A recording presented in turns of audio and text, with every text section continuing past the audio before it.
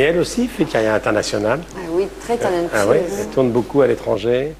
C'est arrivé comment? Quel est le film qui a fait qu'on vous a engagé à l'étranger? Bah en fait, j'avais rencontré donc Tim Burton et j'avais décroché le rôle dans Big Fish. Et puis Abel Ferrara, ça a été comme ça une rencontre aussi. J'avais rencontré son producteur qui m'a présenté Abel. Et puis Ridley Scott, ça s'est passé pareil par rencontre, par casting. C'est vrai que j'étais dans une situation qui fait que les gens avaient envie de me rencontrer, en tout cas les directeurs de casting américains. Donc ça facilite les choses quand on a déjà travaillé là-bas. Mais voilà. Bien, alors parlez-moi de votre actualité. Parlez-moi d'Eddie. Alors Eddie, c'est un premier film. C'est un film assez noir, mais plein d'humour. C'est l'histoire d'un monsieur qui s'est joué par François Berléand. Qui était un assureur un peu magouilleur. Voilà.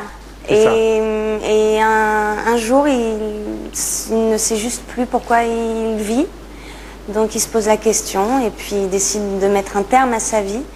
Et ça va pas exactement se passer comme ça. Voilà, c'est un film très particulier, un film assez noir. François Berléand, Philippe Noiret. Voilà, François Berléand, Philippe Noiret, plein de comédiens formidables.